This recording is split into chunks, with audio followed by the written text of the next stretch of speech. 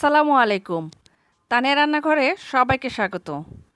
আজকে আমি আপনাদের তৈরি করে দেখাবো রমজান স্পেশাল বুন্দি বা বুন্দিয়া। সারা বছর এই বুন্দিয়াটা খাই বা না খাই, রমজানে কিন্তু আমরা ইফতারিতে এটা খেয়ে থাকি। আর বুন্দিয়াটা সাধারণত বাইরে থেকে কিনে আনা হয়, কিন্তু এখন যেহেতু করোনার সময়, তাই বাইরের খাবার কতটা স্বাস্থ্যসম্মত সেটা নিয়ে যথেষ্ট সন্দেহ আছে। তাই আমরা যদি ঘরেই তৈরি করে নিতে পারি এই মজাদার মিষ্টি বুন্দিয়া, তাহলে কিন্তু মন্দ হয় না। তো চলুন দেখে নেই কীভাবে তৈরি করবেন ঝরঝরে মিষ্টি বুন্দিয়া। প্রথমে আমি এখানে একটা মিক্সিং বোল নিয়ে নিলাম, এর উপরে একটা ছাঁকনি বসিয়ে দিচ্ছি। এখন আমি 1 কাপ বেসন নিয়ে নিচ্ছি, এটাকে আমি খুব ভালোভাবে একটু ছেঁকে নেব। যেহেতু আমি বাজারের বেসনটা ব্যবহার করছি, তাই এর মধ্যে ময়লা থাকতে পারে এবং কি দানা দানা ভাবও থাকতে পারে, তাই ছেঁকে নিলে ব্যাটারটা অনেক স্মুথ হয়। আমার বেসনটা ছাঁকা হয়ে গেছে। এখন আমি নর্মাল পানি দিয়ে একটা ব্যাটার তৈরি করে নেব।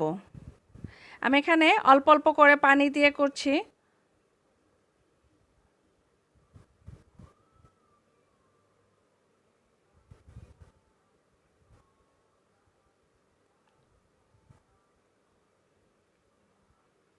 আর ব্যাটারটাকে খুব ভালোভাবে ফেটে নিতে হবে।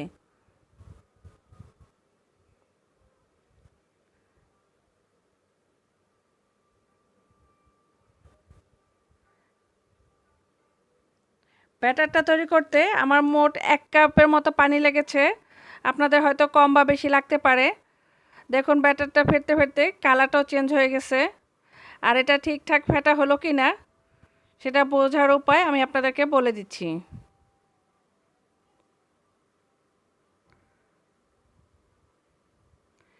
এখানে আমি একটা বাটিতে কিছুটা পানি নিয়ে নিলাম, এর উপরে একটু ব্যাটার ছেড়ে দিচ্ছি। দেখুন উপরে ভেসে উঠছে, তার মানে আমার ব্যাটারটা তৈরি হয়ে গেছে।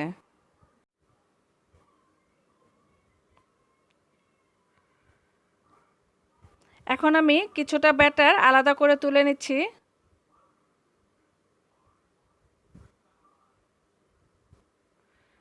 এর মধ্যে আমি দিয়ে দিচ্ছি সামান্য ফুড কালার। আমি অরেঞ্জ কালারের ফুড কালারটা দিচ্ছি, আপনাদের কাছে লাল কালারটা থাকলে সেটাও দিতে পারেন, বা 2-3 কালারেরও করতে পারেন। আমি এখন ব্যাটারের সাথে কালারটা খুব ভালোভাবে মিক্সড করে নিচ্ছি। আমার মেশানো হয়ে গেছে। এখানে আমি 2 ধরনের বুন্দিয়া তৈরি করব, আপনারা চাইলে আরও 2-1টা কালার বাড়িয়ে নিতে পারেন। এখানে আমি চুলায় একটা প্যানে পর্যাপ্ত তেল গরম হতে বসিয়ে দিয়েছিলাম। এখন আমি কিছুটা ব্যাটার দিয়ে দিচ্ছি, যে তেলটা ঠিকঠাক গরম হলো কিনা। তেলটা গরম হয়ে গেছে। এখন আমি একটা ছিদ্রযুক্ত চামচে কিছুটা ব্যাটার দিয়ে দিচ্ছি। দেখুন নিচে কত সুন্দরভাবে আস্তে আস্তে ব্যাটারগুলো পড়ছে আর বুন্দিয়াগুলো তৈরি হয়ে গেছে। আর হাতাটা কিন্তু ঝাঁকাতে যাবেন না। আর এটা হওয়ার জন্য খুব বেশি সময় লাগে না, কয়েক সেকেন্ডের মধ্যেই ভাজা হয়ে যায়। দেখুন ভাজা হয়ে গেছে। এখন আমি এগুলোকে তুলে নিচ্ছি। এবার আমি কালার মেশানো ব্যাটারটা দিয়ে দিচ্ছি। তবে খেয়াল রাখবেন প্রত্যেকবারই কিন্তু চামচটাকে পরিষ্কার করে নিতে হবে, তা নাহলে কিন্তু মুখটা আটকে যাবে, ব্যাটারটা ঠিকঠাক নিচে পড়তে পারবে না। আমার এগুলো ভাজা হয়ে গেছে, এখন আমি এগুলোকে তুলে নিচ্ছি।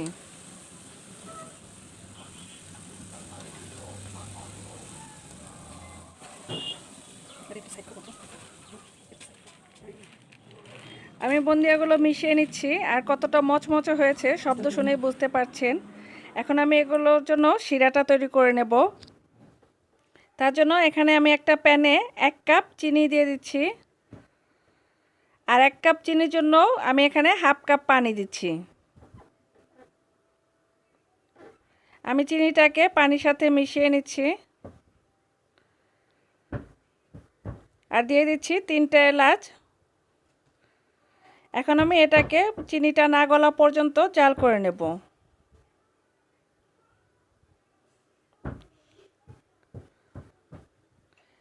আমার চিনিটা গলে গেছে। এখন আমি এটাকে আর খুব বেশিক্ষণ জাল করব না, 1টা 2টা বলক উঠলেই আমি চুলার জালটাকে অফ করে দিচ্ছি। এখন আমি এই গরম অবস্থাতেই বুন্দিয়াগুলো দিয়ে দেব। দিয়ে এখন আমি শিরার সাথে খুব ভালোভাবে মিক্সড করে দিচ্ছি।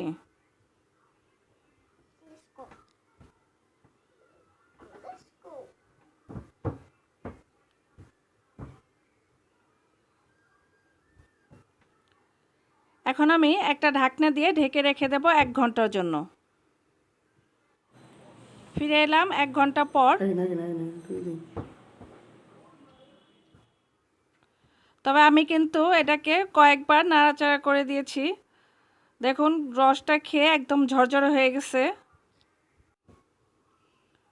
উপরটা একদম ঝরঝরে হয়ে গেছে আর ভেতরটা জুসি ভাব বজায় আছে। দেখুন আমি আপনাদেরকে একটা চাপ দিয়ে দেখিয়ে দিচ্ছি। দেখুন চাপ দিলে ভেতর থেকে রস বের হচ্ছে। আশা করছি আমার আজকের রেসিপিটা ভালো লেগেছে। ভালো লাগলে লাইক, কমেন্ট ও শেয়ার করতে ভুলবেন না। আর আমার চ্যানেলটিকে অবশ্যই সাবস্ক্রাইব করবেন। আল্লাহ হাফেজ।